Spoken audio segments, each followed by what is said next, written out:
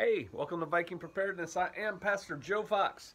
Today I want to talk about 5 things that are really easy to get now.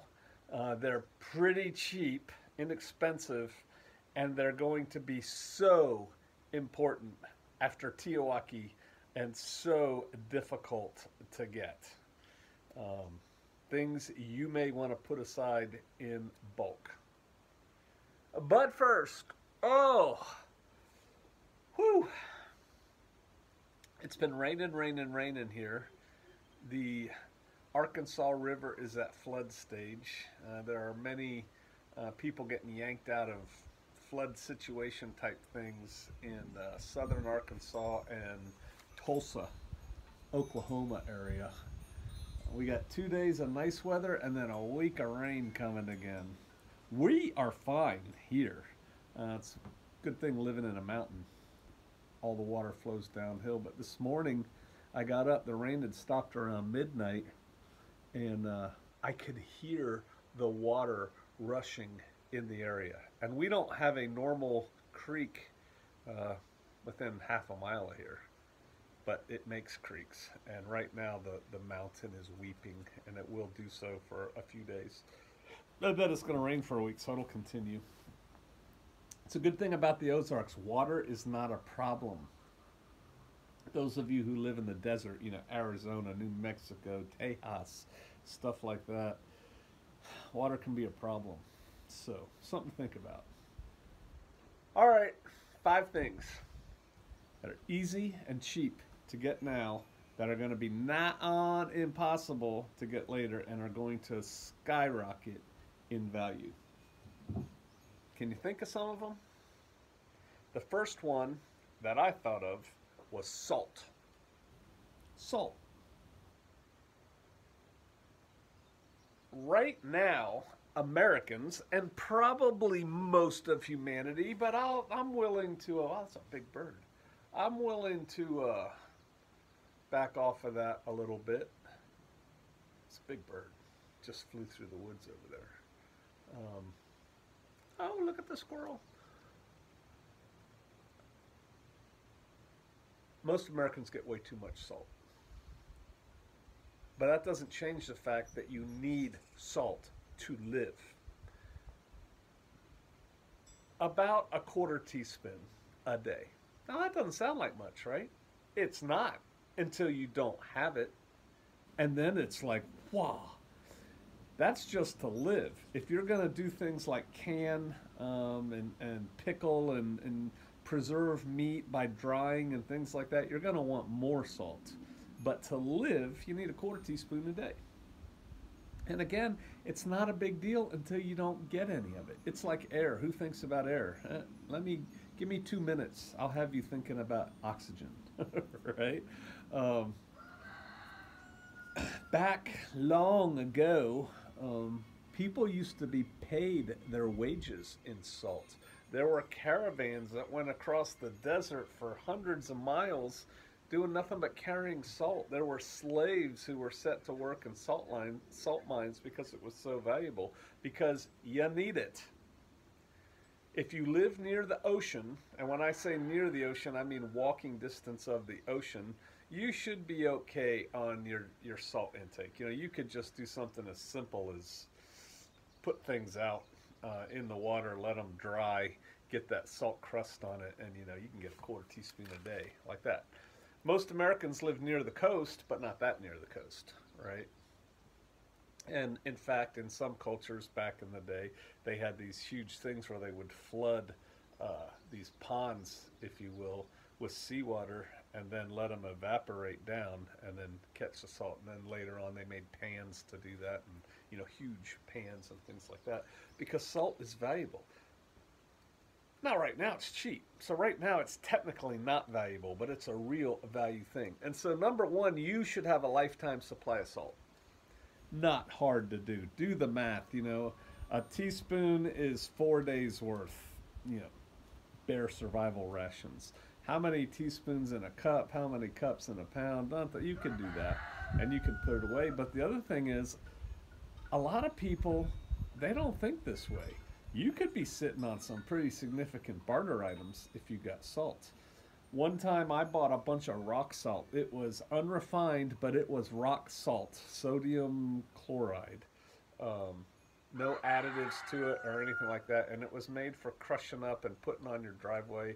People would also buy it for their homemade ice cream making machine and stuff like that.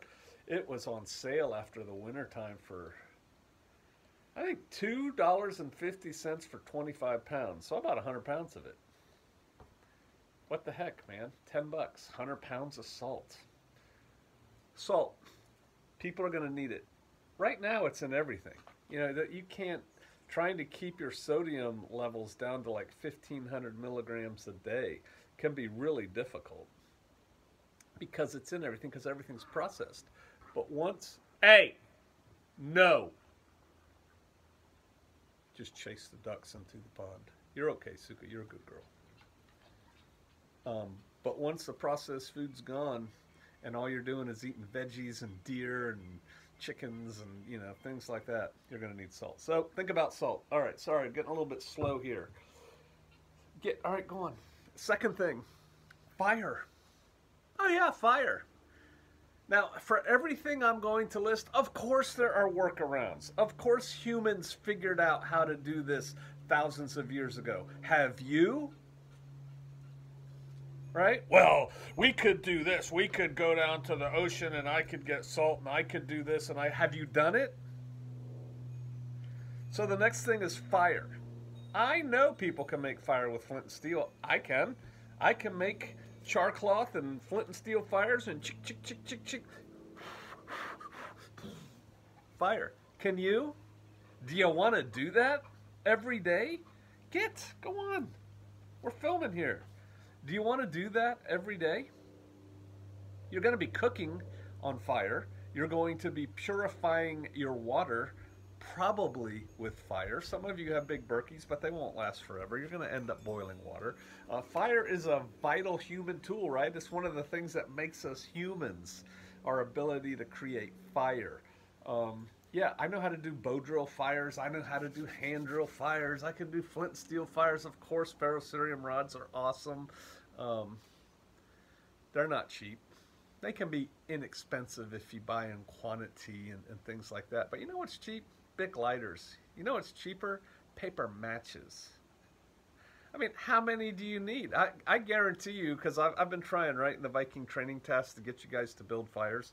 Some people can build a fire no problem. I'm one of those people. I can look at something and it'll catch on fire. Other people have grave difficulty building fires. Trust me, 3 years after an event, you will be fine at building fires. There's a learning curve, but once you get there, you can build fires. And so once you get to that point, how many matches are you going to need? One a day? Right? Something I did when we lived in Kansas and I would go shopping with my wife, which wasn't very often. But when we went to the local grocery store, usually to like pick up milk on the way home from something, as opposed to the commissary, I would always walk through this aisle that had these matches, and they had these boxes of paper book matches. Just a box. It was cheap. I don't remember what it cost, but it was cheap, you know, and I don't remember how many books are in a package this big, but, you know, little paper book matches. And I would buy them, and then I would bring them home and stick them all in an ammo can. Big ammo can. Well, that filled up pretty quickly, so then I thought, well, that's dumb. So then what I did, I got bored. I just took them and I ripped them apart and I ripped the covers off and I just had the matches in there, and then I put a bunch of the strikers in a Ziploc bag in the same thing. So I had an ammo can full of paper matches. I figured that was enough. Then I started an ammo can of little wooden box matches. Just little wooden matches. They're easier to strike. And I just did that for the heck of it because it was cheap and easy to do. But lifetime supply of fires, right? Easy. Bic lighters. I can hear people now, Bic lighters will leak, they'll run out. I have Bic lighters that are 15 years old that still work. So, you know, your methods may vary. Mosby's Men is the one that taught me the phrase, if Daniel Boone had had a Bic, he'd have used it. He'd have carried it, he'd have used it. So fire is one of those things. You're going to need fire. You're going to be building fires. Having the means to do so now is so easy and so cheap. You could get a lifetime supply of fires like that, put it away. You could get 40 lifetime supplies of fires and be in a good position to barter, right? So salt and fire. The next thing, shoes, footwear. Footwear. We could make moccasins. We could make tire sandals, Ho Chi Minh sandals out of tire treads. Have you done it? Do you know the Indians were constantly making new moccasins because they wore out? Constantly? You want to do that? Or do you want to stock up on some footwear right now? Footwear is important. For those of you who live sedentary, soft, civilized lives, you have no concept of what it's like to walk everywhere all day, every day, living outside, having to go do things, how quickly you'll go through shoes. And good footwear protects your feet. It allows you to move cross country. Dog, I'm going to throw something at you. Hey, huzzah. No, he's looking at the guinea like he wants to eat it for lunch. No, what are you doing? Here, I'm going to let the people see you. Oh, but you don't want to look now, huh? Here, you want to see. You see him? The guinea's out there. Footwear. You need a daily wear. You know, running shoes, tennis shoes are fine. I have found, I go through a lot of footwear because I understand the importance of it, and so I don't skimp. I won't be one of those old people wearing those $3 shoes from Walmart, ever. But running shoes, the trail running shoes, are cheaper than the other running shoes. Well, I run trails anyway, so that makes me happy. You can get a decent pair of trail runners for about 60, 70 bucks. A decent pair of running shoes, you're probably over 100. I know there's exceptions to that. But people hike now, like Appalachian Trail and stuff, Pacific Crest Trail, things like that. They hike it in tennis shoes, running shoes, usually the kind made for trail running. But man, they're light on your feet, they're strong, they protect you from pokes, and they allow you to keep going day after day after day. Now, having said that, running shoes run out after about 600 miles. They still look pretty good, but they're not providing you the support you need. They're not protecting your feet and things like that after about 600 miles. Again, for those of you who are sedentary, you're thinking, 600 miles? I wouldn't walk that far for the rest of my life. Yeah, you will. Yeah, you will. Once you have to start walking everywhere, you're going to walk a lot. And so having that kind of footwear is a good idea. Boots are awesome. If you can get boots, if you're going to be out in the wilderness or places like this. There are places here where you really don't want to scramble cross country in tennis shoes. And for that, I wear boots. I saw somebody recently posted, hey, what kind of, military or what kind of boots do you wear or whatever? I wear military boots. I'm not hard up on any one brand. I look around for sales, but I get real ones. And of course, right now I'm wearing tennis shoes. Hold on, I'll go get you one. Just stand by real quick. I can't edit, but they're right here.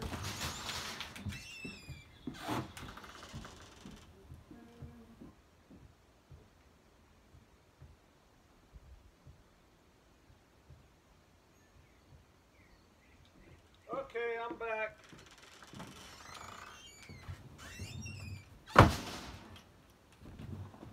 Boom. This is the pair I'm wearing right now. They were all nice and tan, but I just wear them. And these are Belleville. They're nylon uppers because they're light and they dry quick. This was like a suede kind of finish, and they have a pretty good sole and things like that. These are rugged, sturdy boots. I probably paid $80, $90 for them. I've also worn Bates boots, But this is kind of the style I've been getting. And again, I shop around, I look on the internet, and I find somebody that's having clearance or sales or things like that. Right now, I have 2 brand new pairs of boots in my storage, and I'm wearing these. And all my worn out boots, probably 4 pair, they're down there in buckets. I let them dry out really good first, and then I put them in buckets, because a worn out pair of boots is better than no boots. So footwear, think about footwear long term, lifetime supply, and you're going to be going through footwear quicker than you do now. So salt, fire, and footwear. The next thing isn't a need. You need footwear. I live in Hawaii. I don't need footwear, until you try to go to the Big Island and go to the Pahakaloa training area.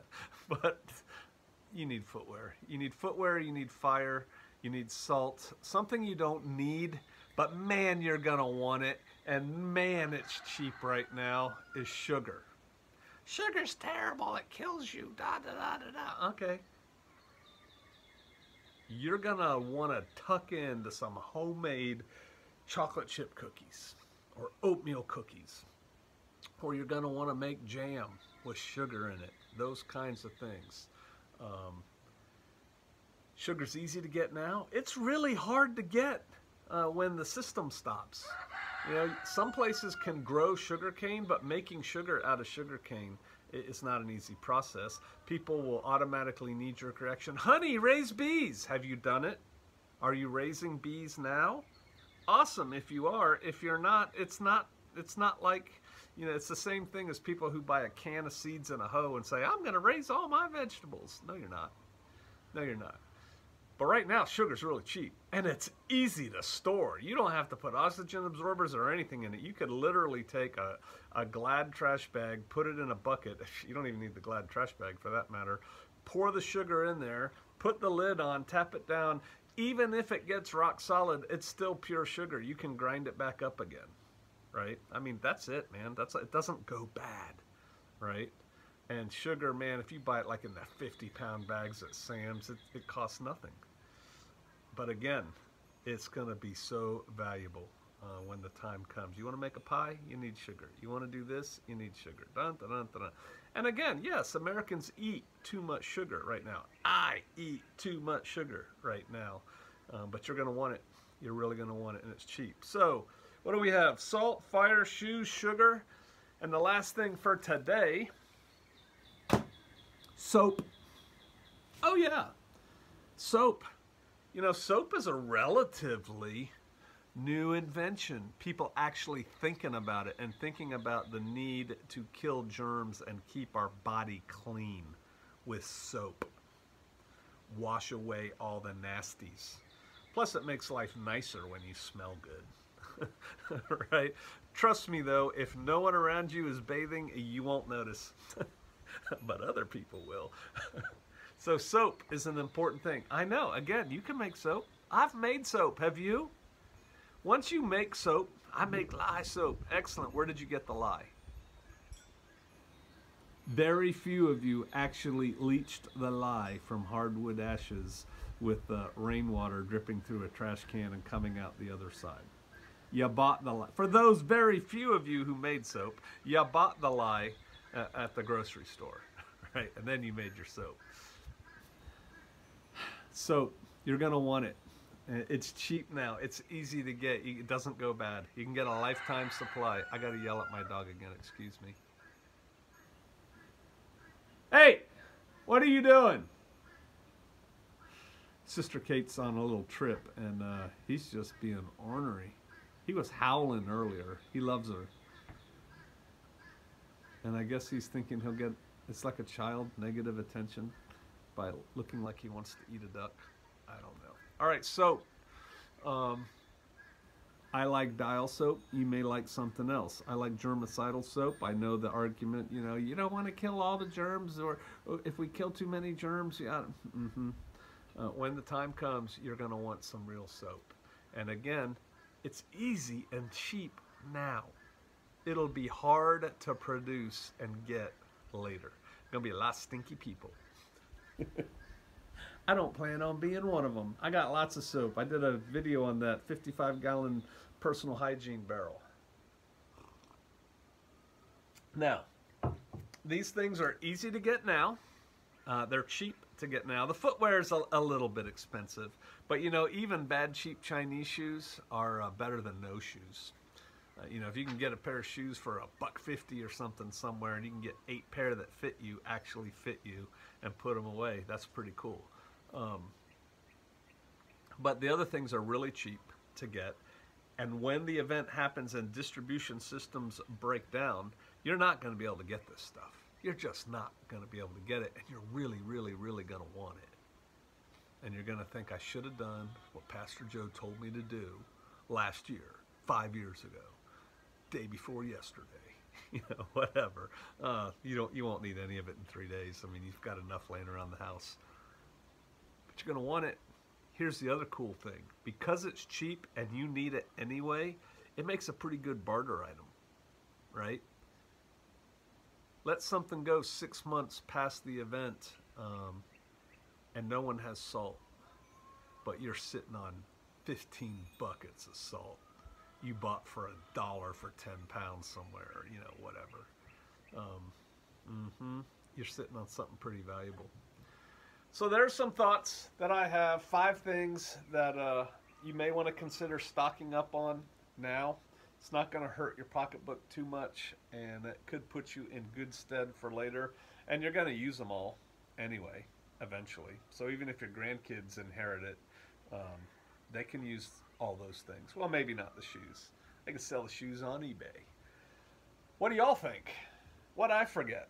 I'm sure there's other things that are cheap and easy to get now that are going to be hard to get later, and you're going to need it or want it really, really bad.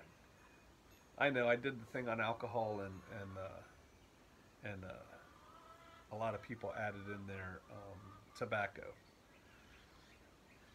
I'm trying to think of more positive things. All right. I hope y'all got your brains turning, and I'm interested if you come up with something else. All right. I'll see you out there.